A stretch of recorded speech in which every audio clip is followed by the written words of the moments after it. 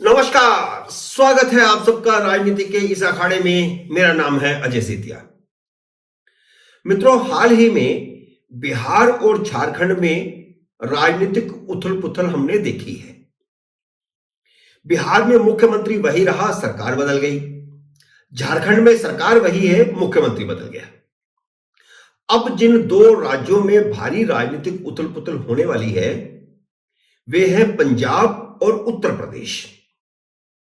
इन दोनों राज्यों में ना सरकारें बदल रही हैं, ना मुख्यमंत्री बदल रहे हैं, लेकिन चुनावी समीकरण बदल रहे हैं।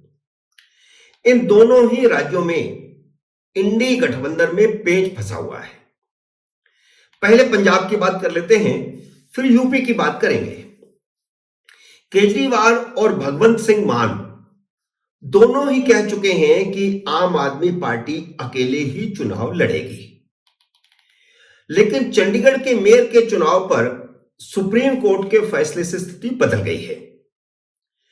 सुप्रीम कोर्ट ने आम आदमी पार्टी के उम्मीदवार को जीता हुआ घोषित कर दिया है।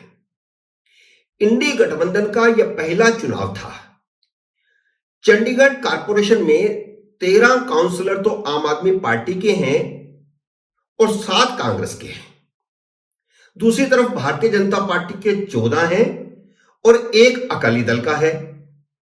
इसके अलावा सांसद का भी वोट होता है, तो भारतीय जनता पार्टी की सांसद किरण खेर का भी 1 वोट है। तो कुल मिलाकर के 16 वोट बनते हैं भारतीय जनता पार्टी के, और आम आदमी पार्टी और कांग्रेस के मिलाकर के बनते हैं 20। मेयर पद के चुनाव के लिए समर्थन मांगने केजरीवाल खुद राहुल गांधी के पास गए थे। यह फैसला हो गया था कि मेयर आम आदमी पार्टी का होगा और डिप्टी मेयर कांग्रेस का होगा। लेकिन चुनाव में धांधली करके भारतीय जनता पार्टी ने मेयर का पद जीत लिया। मामला कोर्ट पहुंचा, पहले हाई कोर्ट फिर सुप्रीम कोर्ट, और सुप्रीम कोर्ट ने रद्द किए गए 8 वोट बहाल करके आम आदमी पार्टी के उम्मीदवार को जीता हुआ घोषित कर दिया। यह एक बड़ा फैसला है सुप्रीम कोर्ट का। सुप्रीम कोर्ट ने दोबारा चुनाव करने को नहीं कहा, बल्कि रिटर्निंग ऑफिसर के फैसले को रद्द करते हुए, जो उन्होंने 8 वोट रद्द किए थे उसको बहाल करते हुए आम आदमी पार्टी के उम्मीदवार को जीता हुआ घोषित कर दिया।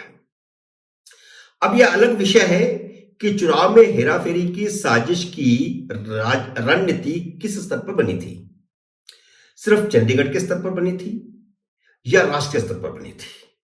इसमें जेपी नड्डा इन्वॉल्व थे या अमित शाह इन्वॉल्व थे या नहीं थे? कुछ भी हो, भारतीय जनता पार्टी की बदनामी तो बहुत हुई है। राहुल गांधी ने कहा है कि हेराफेरी करने वाला रिटर्निंग ऑफिसर तो सिर्फ मोहरा था, हेराफेरी के पीछे नरेंद्र मोदी का हाथ था। तो राहुल गांधी ने सीधा मोदी पर अटैक कर दिया है। यह अलग बात है कि आम आदमी पार्टी का मेयर कितने दिन रहेगा, क्योंकि आम आदमी पार्टी के 3 काउंसलर दल बदल करके भारतीय जनता पार्टी में जा चुके हैं और पासा पलट चुका है। कभी भी अविश्वास प्रस्ताव आएगा मेयर के खिलाफ और वह हार जाएंगे। लेकिन सुप्रीम कोर्ट के फैसले ने पंजाब और चंडीगढ़ में कांग्रेस और आम आदमी पार्टी में गठबंधन की नई संभावनाएं पैदा कर दी हैं। अरविंद केजरीवाल और राहुल गांधी के बयान गौर करने लायक हैं। केजरीवाल ने कहा है कि चंडीगढ़ के चुनाव ने साबित किया है कि मिलकर चुनाव लड़ें तो भारतीय जनता पार्टी को हराया जा सकता है। उनकी यही बात पंजाब की 13 और चंडीगढ़ लोकसभा सीट पर नए सिरे से बातचीत की संभावनाएं खोलती हैं। उधर कांग्रेस, भारतीय जनता पार्टी और अकाली दल में भी बहुत कुछ चल रहा है। अकाली दल और भाजपा की बातचीत इस बात पर टूटी है कि भारतीय जनता पार्टी 13 में से कम 6 बल्कि 7 सीटें मांग रही है, क्योंकि भारतीय जनता पार्टी की ताकत अब वहां काफी बड़ी है। लेकिन यह बातचीत टूट गई क्योंकि अकाली दल का कहना है कि जैसा गठबंधन पहले था वैसा दोबारा बना लो, यानी भारतीय जनता पार्टी को फिर 3 सीटें मिलती हैं, गुरदासपुर, होशियारपुर और अमृतसर। उसके लिए भाजपा तैयार नहीं। लेकिन बातचीत टूटने के बाद अब अगर नवजोत सिंह सिद्धू और मनीष तिवारी भारतीय जनता पार्टी में आ जाते हैं तो भाजपा अकाली दल में दोबारा बातचीत शुरू हो सकती है, या नहीं भी हुई तो भारतीय जनता पार्टी एक मजबूत पार्टी के तौर पर चुनाव लड़ेगी और अकाली दल को कम से कम इसका नुकसान ज्यादा होगा। तो खबर तो यह भी है कि मनीष तिवारी भारतीय जनता पार्टी में आकर के लुधियाना की सीट लड़ना चाहते हैं, अनंतपुर साहब की सीट नहीं लड़ना चाहते। और इधर खबर यह आ रही है कि युवराज सिंह भी भारतीय जनता पार्टी में शामिल हो रहे हैं और वह गुरदासपुर से उम्मीदवार बनाए जा सकते हैं। वैसे गुरदासपुर के लिए भारतीय जनता पार्टी के पास सुनील जाखड़ सशक्त उम्मीदवार हैं। वह पहले भी वहां से सांसद रह चुके हैं। विनोद खन्ना की मौत के बाद जो उपचुनाव हुआ था वहां पर उस समय कांग्रेस की उम्मीदवार के तौर पर सुनील जाखड़ जीते थे।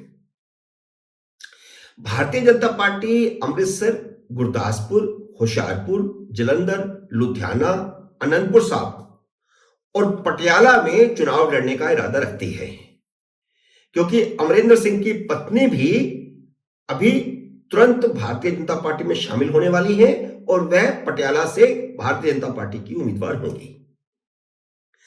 तो यह मानना चाहिए कि पंजाब में आम आदमी पार्टी, कांग्रेस, भाजपा और अकाली दल में भारी उथल पुथल होना अभी बाकी है। अब हम उत्तर प्रदेश की बात कर लेते हैं। देखिए, भारतीय जनता पार्टी ने इस बार बहुत ही जोरदार नाकेबंदी की है। वह जातीय समीकरणों को अच्छी तरह बिठा चुकी है। पूर्व में उसने अनुप्रिया पटेल के साथ अपना गठबंधन किया हुआ है, जो उनका अपना दल है।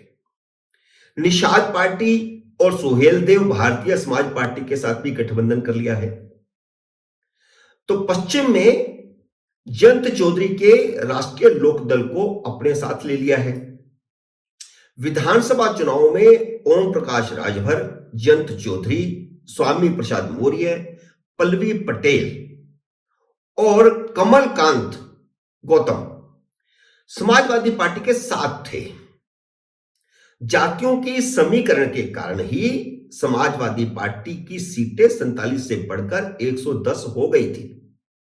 और अब ये सारे जो दल हैं गैर यादव जातियों के और दलित, ये सब बिखर चुके हैं, समाजवादी पार्टी को छोड़ चुके हैं। तो उसका आधार जो है काफी कम हो गया है।